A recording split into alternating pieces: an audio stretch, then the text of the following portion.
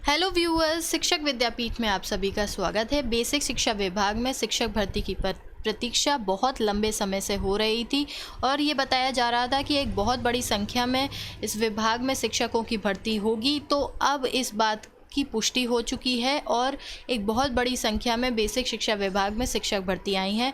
वहीं जो पीईटी है, इसके जो डेट है, जो फॉर्म है, एंड के टाइम पे जो इसकी साइट थी वो पूरी तरह से क्रैश हो गई थी और बहुत ऐसे अभ्यर्थी हैं जो कि फॉर्म नहीं भर पाए, उनका फॉर्म पूरा नहीं भरा है, उनके लिए भी डेट बढ़ाने की मांग हो रही है।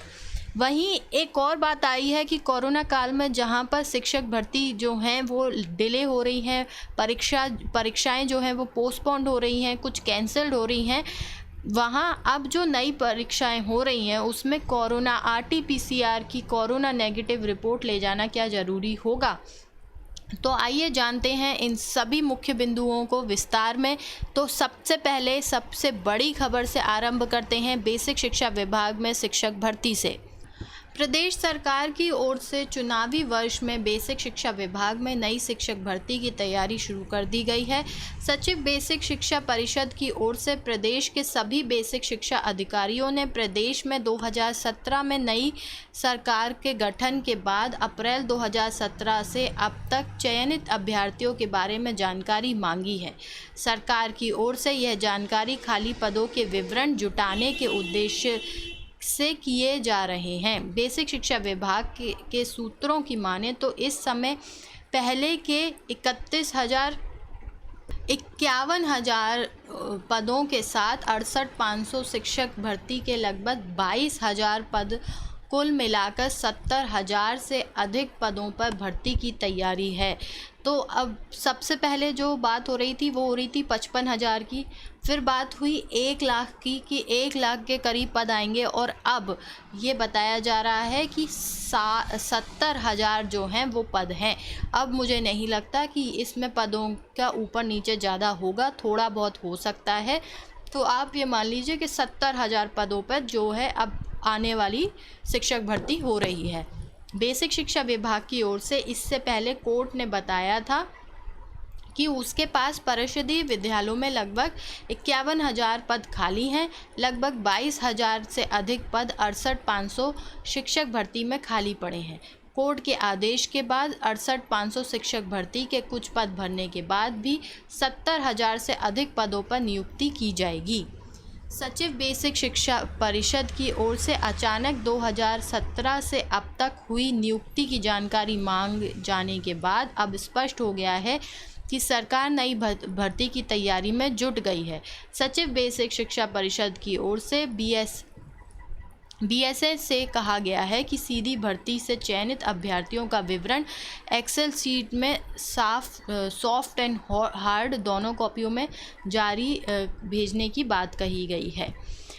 अच्छा, 26 जून को 69,000 शिक्षक भर्ती के जो खाली पद हैं, जो थर्ड काउंसलिंग चल रही है कि कार्यक्रम जारी होगा और बेसिक शिक्षा परिषद की ओर से 69,000 शिक्षक भर्ती में खाली पदों को भरने के लिए सचिव बेसिक शिक्षा परिषद की ओर से 26 जून को काउंसलिंग का कार्यक्रम घोषित करने के बाद 28 एवं 29 जून को चयनित अभ्यर्थियों को नियुक्ति पत्र जारी कर दिया जाएगा। तो जो थर्ड काउंसलिंग चल रही है उसका कार्यक्रम जारी करने के बाद 30 जून तक आप मान लीजिए कि सभी को नियुक्ति पत्र मिल जाएगा। परंतु इसमें भी बताया जा रहा है कि 69,000 में बहुत अधिक संख्या में पद खाली थे और इन्होंने थर्ड काउंसलिंग में बस 6,000 ही पद रखे हैं। उस पर भी हमने एक वीडियो बनाई है कि क्या वो पद इसमें थर्ड काउंसलिंग में बढ़ सकते हैं।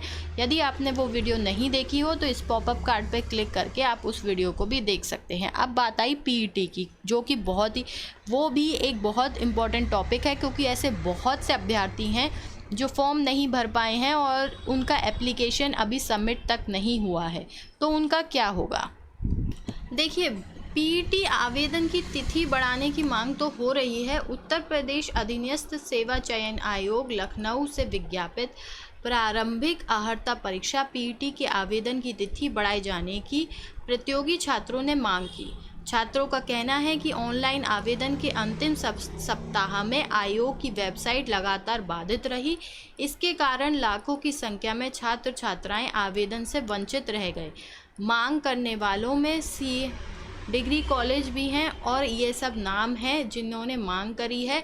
लेकिन क्या इन पर डेट बढ़ाई जाएगी? वैसे तो ऐसा बहुत कम होता है कि एक बार जब एप्लीकेशन बंद हो जाएं तो दोबारा खोले जाएं और कुछ समय के लिए, या तो वो पूरा ही निरस्त होकर दोबारा से होता है। और इन्होंने बहुत ही स्ट्रिक्टली ये बात बोल दी थी कि हम जो है डेट नहीं बढ़ाएंगे। वैसे इनका ये करना अनुचित है क्योंकि बहुत से ऐसे अभ्यर्थी हैं जिनके फॉर्म नहीं भर पाए हैं।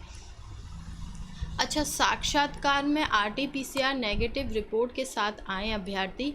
यूपीएससी ने कोविड-19 को ध्यान में रखते हुए भविष्य में होने वाले साक्षात्कार में शामिल होने वाले अभ्यर्थियों के लिए गाइडलाइन जारी की है।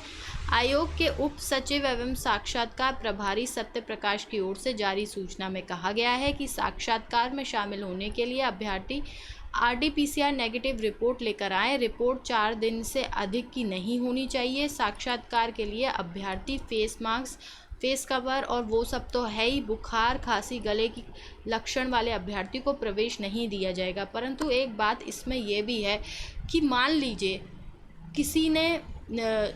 किसी का साक्षात्कार की लिस्ट में आया है और वो कोविड मतलब अगर वो संक्रमित है भी, ठीक है, वो उस समय कोविड से लड़ भी रहा है, तो क्या उसके अधिकार ख़त्म हो जाता है साक्षात्कार देने का?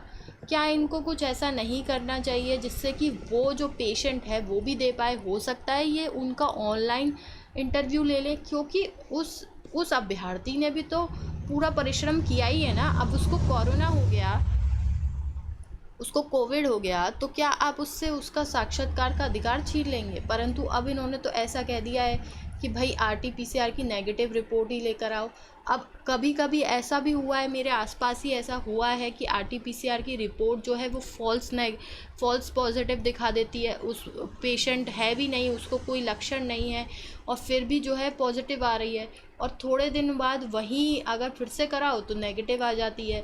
तो इस सब में क्या ऐसे बहुत मुश्किल से तो वो यहाँ तक कोई अभ्यर्थी पहुँच पाता है, उसके बाद आप उससे इन चीज़ों से के कारण उससे अधिकार छीन लें। जैसे कि पीईटी में किया, आप उसे वो लड़ने का अधिकार तो दो, आपने पीईटी में उसे फॉर्म ही नहीं भरने दिया। बहुत से ऐसा कहना देखिए, आप अपनी साइट पे इतना पैसा लगा रहे हैं, उसके बाद आपकी साइट चल नहीं रही है, उसके बाद आपका दोष जो है वो भुगत अभ्यर्थी रहा है। एक बच्चा जो पूरे साल मेहनत कर रहा है कि मेरा कुछ हो जाए, वैसे ही इतनी बेरोजगारी है और आपने उससे लड़ने का अधिकार भी छीन लिया, वो कितना पछता रहा होगा जिसका फॉर्म नहीं भर पाया।